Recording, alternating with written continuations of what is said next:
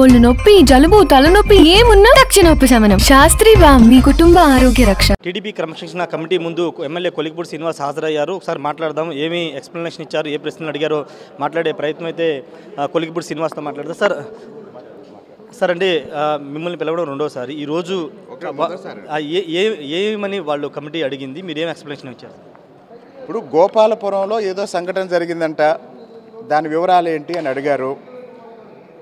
అక్కడ జరిగింది ఏంటి, ప్రభుత్వం ఒక సిమెంట్ రోడ్డు నిర్మించడం జరిగింది.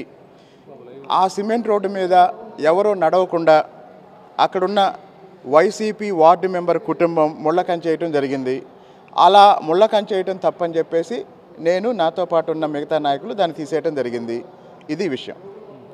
కమిటీ ఏం చెప్తుంది, స్పందన ఏంటి వాళ్ళు? అంటే వాళ్ళు తీసుకున్నారా? నేను చెప్పింది విన్నారు. విన్న తర్వాత ఓకే అని చెప్పారు. అంటే మీ మీద ఎందుకు సార్ తిరువూరు నియోజకవర్గం ఎందుకు కాంట్రవర్సీ నిలుస్తుంది? వరుస వివాదాలు ఎందుకు వస్తున్నాయి సార్ తిరువూరు నియోజకవర్గం? కాంట్రవర్సీ ఏమి లేదండి. ఏముంది చెప్పండి.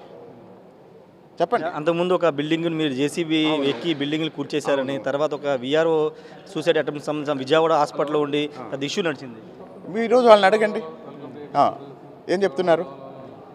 ఇప్పుడు నలుగురు భూమి ఆక్రమించి ఒక వ్యక్తి అక్రమంగా ఇల్లు కడితే దానికి నోటీసు ఇవ్వమని చెప్పినప్పుడు రెవెన్యూ వాళ్ళు ఎవరు రెస్పాండ్ అవ్వకపోతే నోటీస్ ఇప్పించడం కోసం అక్కడ వెళ్ళాను. అక్కడ కొన్ని వేల మంది వచ్చారు కాబట్టి అందరికీ కనపడటం కోసం కారెక్కి నిలబడ్డాను, అంతే. అక్కడ తెలుగుదేశం పార్టీ నేతలతో మీకు సఖ్యత ఉందా లేదా విభేదాలు ఉన్నాయి సార్? 100% అందరం కలిసి పనిచేస్తున్నాం. ఎలాంటి ఇబ్బందులు ఏమి లేవు? అసలు ఏమి ఇబ్బందులు లేవు. ఏమైనా ఇబ్బంది ఉంటే మీకు చెప్తాను నేను. ఎందుకు టార్గెట్ అవుతున్నారంటే కావాలని ఎవరైనా మిమ్మల్ని టార్గెట్ చేసి ఇదంతా చేస్తున్నారు అనుకుంటున్నారా? ఇప్పుడు నన్ను టార్గెట్ చేస్తే ఏమొస్తుంది చెప్పండి. ఎవరైనా సరే నన్ను టార్గెట్ చేస్తే ఏమొస్తుంది?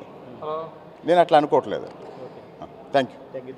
తనని ఎవరు టార్గెట్ చేస్తున్నారని అనుకోవట్లేదని కొలికిపూడి శ్రీనివాస్ చెప్తున్నారు. తన వివరణ అంతా కూడా ఇచ్చాను. ఆ రోజు గోపాలపురంలో ఏం జరిగింది, ఎందుకు వెళ్లాల్సి వచ్చిందనే అంశాలను కూడా కమిటీకి చెప్పానని చెప్తున్నారు. పూర్తి ఆధారాలతో ఇచ్చానని చెప్తూ ఉన్నారు. వాటితో పాటు ఎక్కడ నియోజకవర్గం ఇష్యూస్ ఎక్కడా లేవు, కొంత వస్తున్నప్పటికీ దానికి సంబంధం లేదని కూడా కొలికిపూడి శ్రీనివాస్ చెప్తున్నారు. ఏదేమైనప్పటికీ కమిటీకి అయితే ఆయన కమిటీ ముందు హాజరయ్యారు. తన వెర్షన్ని వినిపించారు. కమిటీ కూడా ఆయన ఇచ్చిన సమాధానాన్ని లిఖితపూర్వకంగా రాసుకుని ఒక PDF రూపంలో దాన్ని టీడీపీ అధినేత చంద్రబాబుకు అందించబోతున్నారు. ప్రస్తుతానికి తిరువూరు నియోజకవర్గంలో ఎలాంటి ఇష్యూస్ లేవనేది కొలికిపూడి శ్రీనివాస్ చెప్తున్నారు. గతంలో జరిగినటువంటి ఇష్యూస్ కానీ ఇప్పుడు జరిగిన ఇష్యూస్ కానీ కూడా అది ఇష్యూ బేస్ మీద, అంటే ఆ రోజు బిల్డింగ్ కూల్చే సమయంలో తాను జేసీబీ ఎందుకు ఎక్కాల్సి వచ్చిందనే అంశాలను కూడా ఆల్రెడీ చెప్పారని కూడా కొలికిపూడి శ్రీనివాస్ చెప్తున్నారు. మరి చూడాలి టీడీపీ అధిష్టానం కొలికిపూడి శ్రీనివాస్ ఇచ్చినటువంటి సమాధానం మీద ఎంతవరకు సంతృప్తి చెందుతుంది, ఏ విధమైన చర్యలు తీసుకుంటుందో లేకపోతే ఇచ్చినటువంటి ఆధారాలన్నీ కూడా కరెక్ట్గా ఉంటే కనుక అక్కడ కొలికిపూడి మీద ఎలాంటి చర్యలు తీసుకోకుండా గతంలో ఏవైతే ఉన్నాయో అదేవిధంగా ముందుకు వెళ్ళే